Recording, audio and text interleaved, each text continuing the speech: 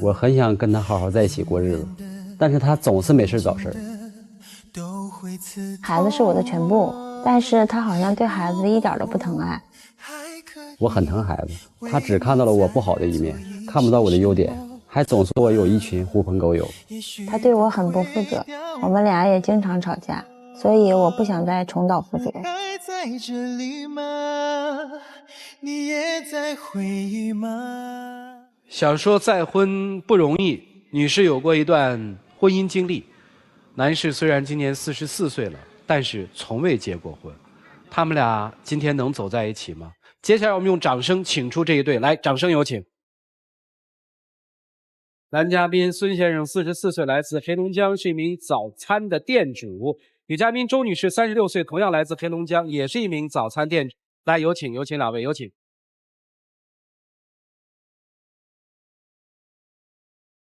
愿意公开箱子里的秘密吗？愿意。愿意。没结过婚对吧？没有。离异过一回是吧？有孩子吗？有7岁男孩。您抚养还是前夫在抚养？跟着前夫。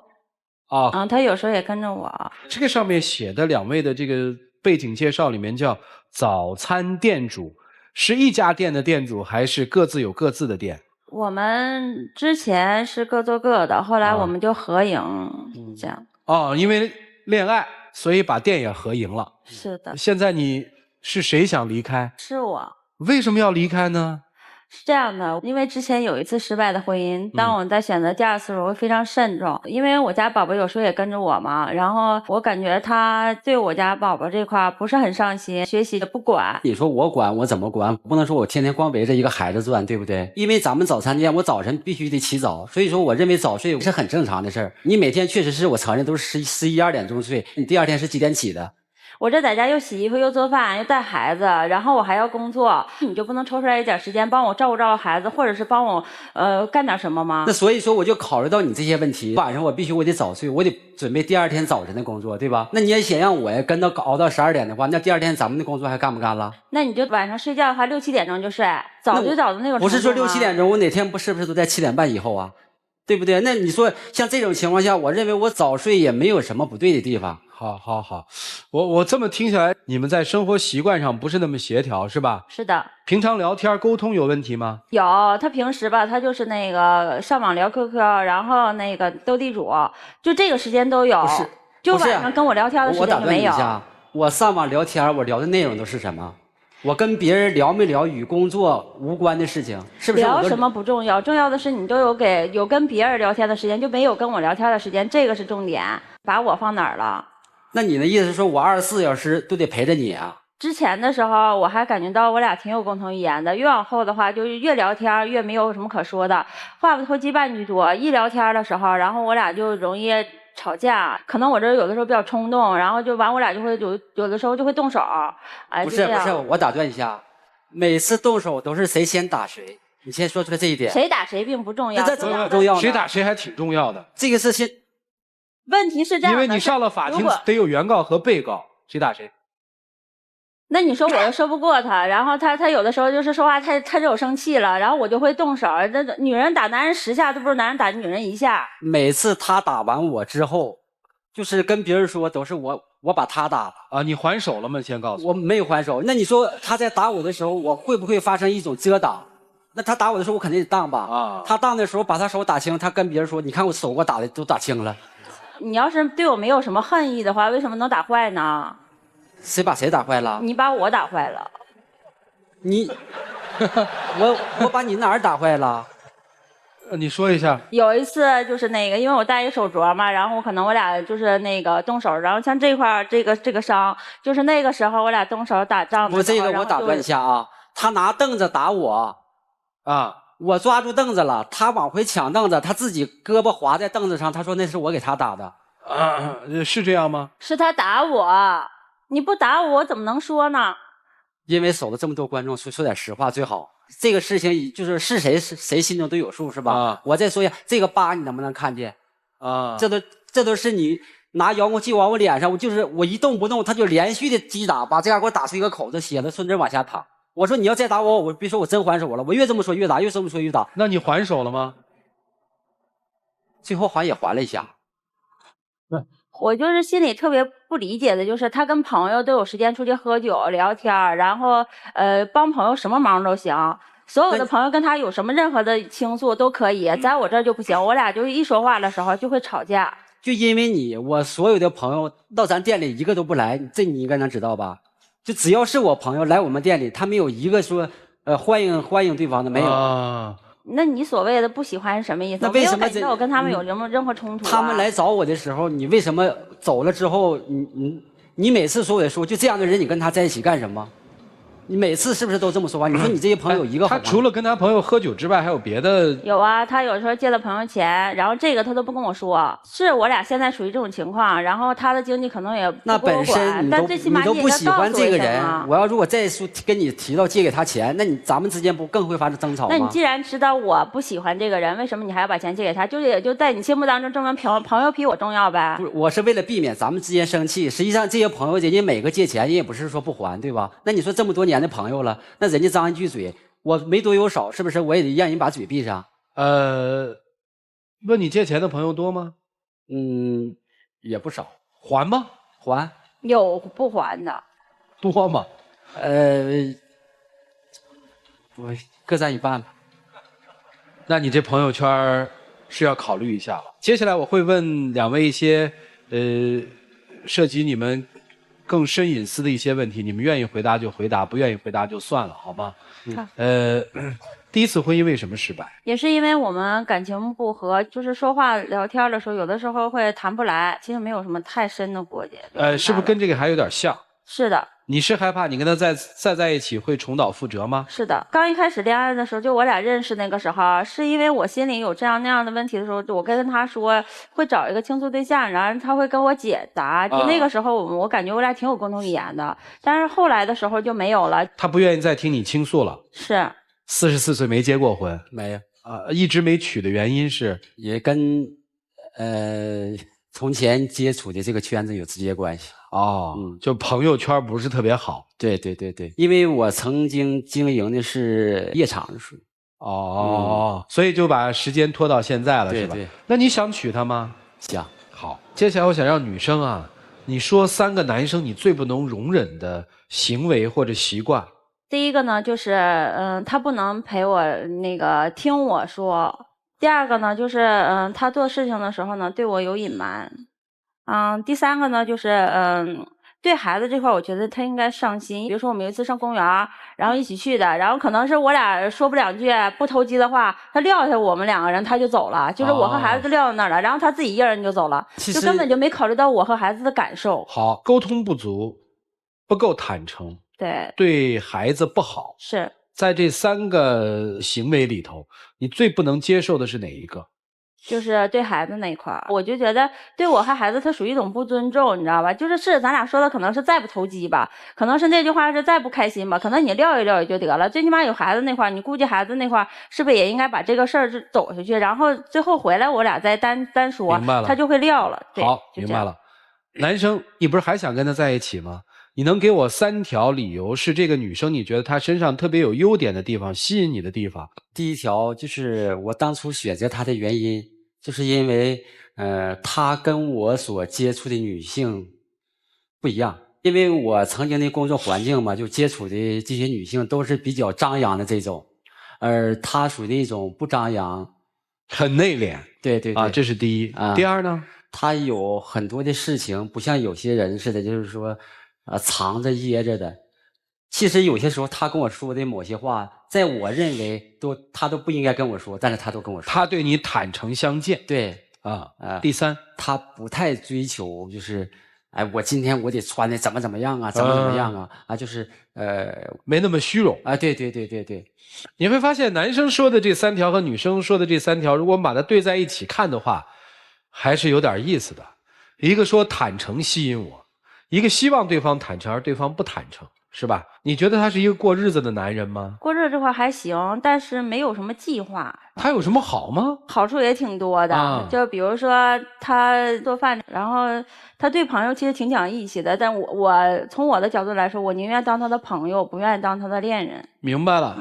这句话真说的节骨点上了。当朋友的时候挺好，这男人你看多优秀啊，又听我倾诉，又仗义，可是为什么做了恋人以后却这样了呢？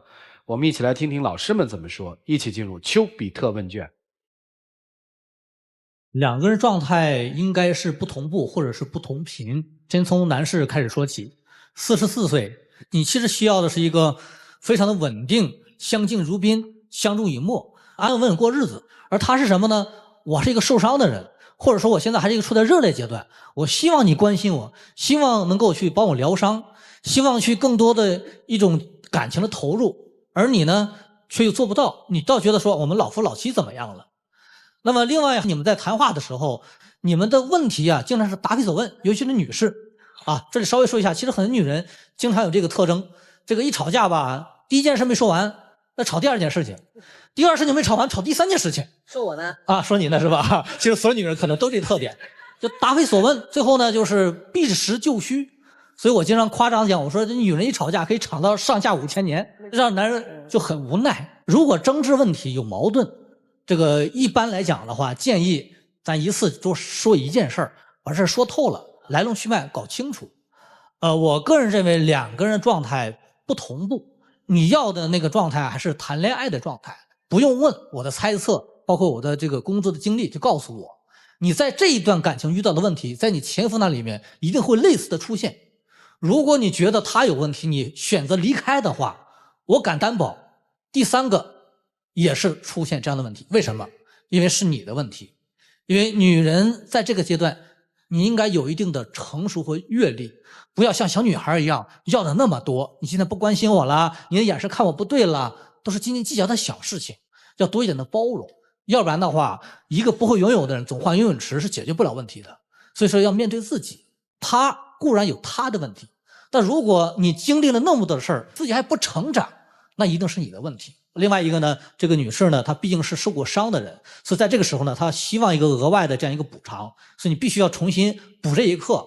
其实生活中没什么大事儿，柴米油盐，可能你一到具体的时候，可能就发生了问题了。你挺爱他的，对吧？刚才老师也分析了你的那个状况。你要是想你们俩还能在一起的话，必须得有一个人改变，但是这改变又特别难。当你改变不了一个人的时候，只能改变自己，否则特别痛苦。而且你36岁了，我就想给你一个所谓的也谈不上是忠告吧。我个人觉得啊，你如果再想经营一段婚姻哈，你有这个精力，我觉得你就抓紧。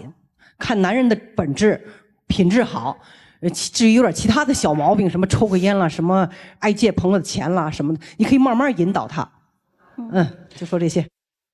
女孩，我问你个问题啊，你跟他认识多久，然后就确立了恋爱关系？我俩认识了2个月。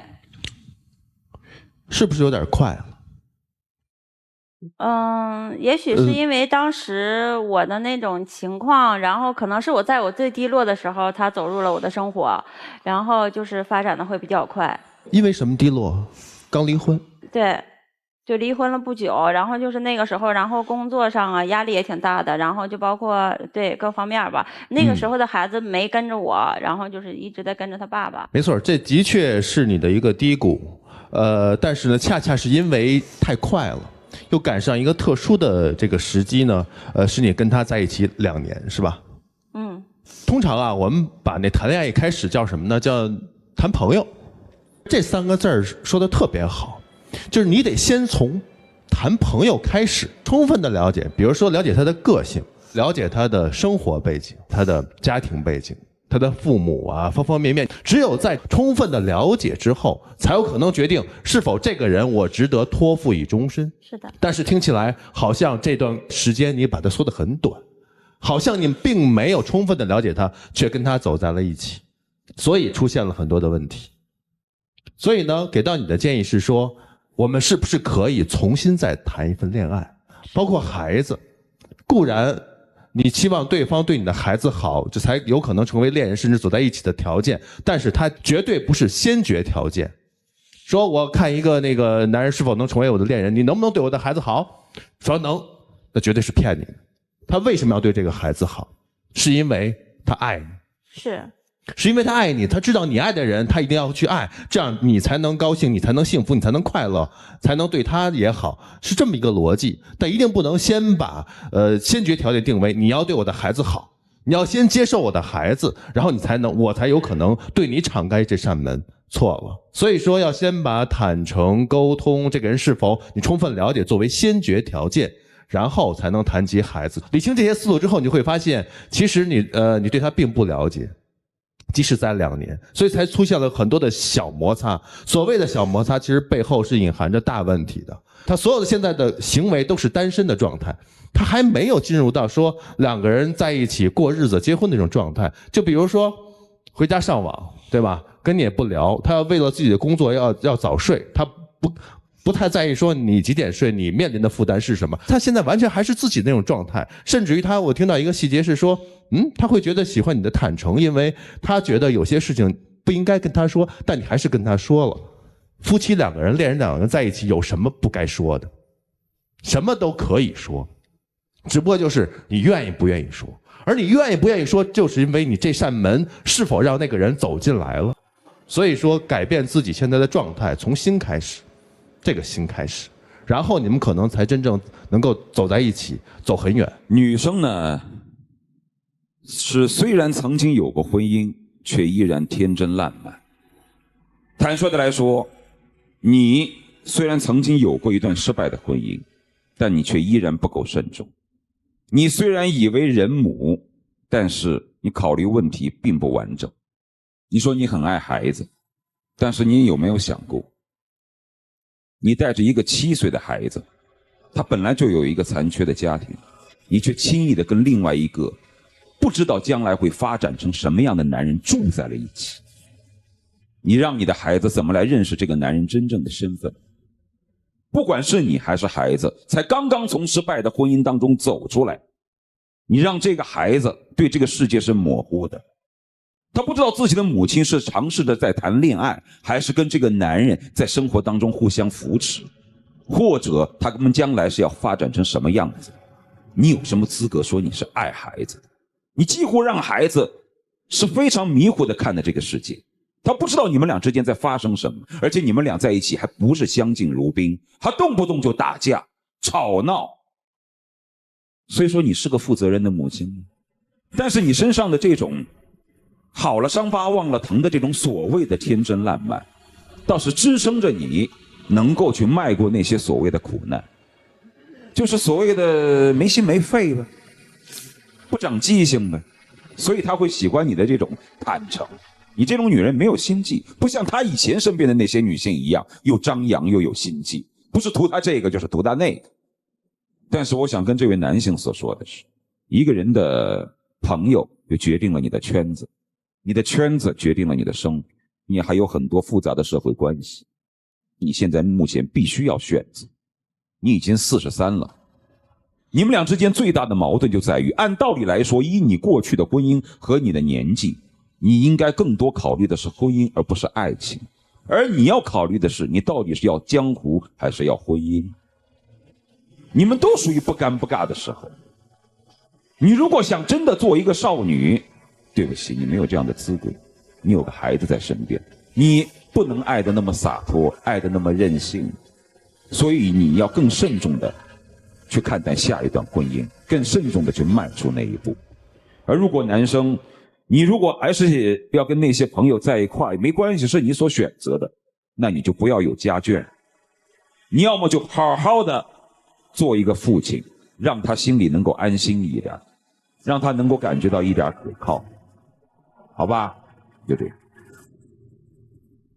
接下来的时间留给你们自己，一起进入柔顺拉芳黄金60秒。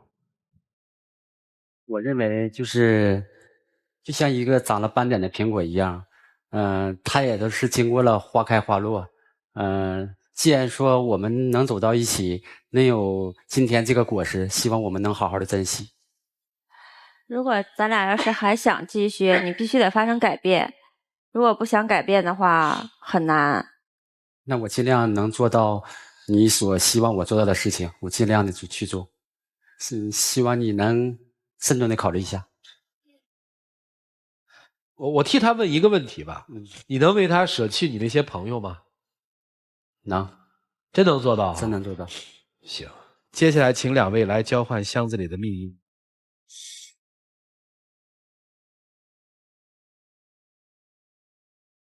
谢谢两位，请回。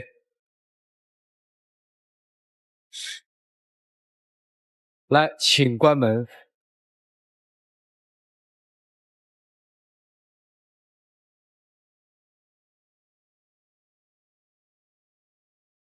来，他们自己究竟是怎么选择的呢？来数5个数，5、4、3、2、1。精彩节目马上开始。5、4、3、2、1，请开门。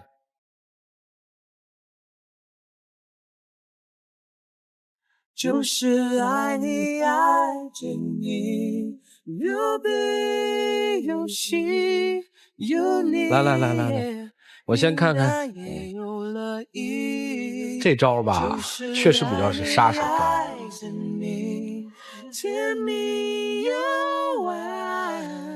男生写的，你的儿子我一直当自己的儿子一样，真的，以后我会多陪时间给他，即使没时间理你，我也会多陪咱儿子。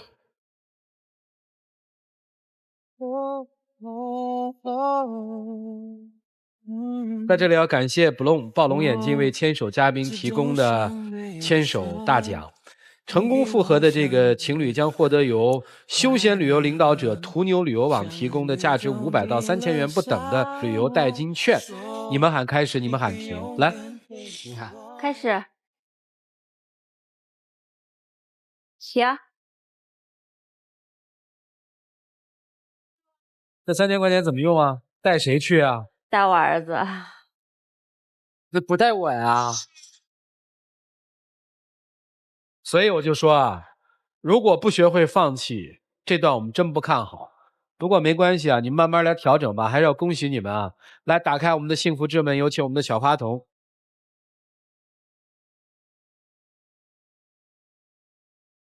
哎，礼物我帮你们拿着，谢谢你们2位，请回。好了，接下来的时光，让我们一起来见证属于他们的浪漫而庄严的时刻。小丽，请原谅我以前对你的照顾不是很全面，以后我会尽我的最大的能力，完了多陪一陪你和孩子，希望我们能永远的在一起，嫁给我。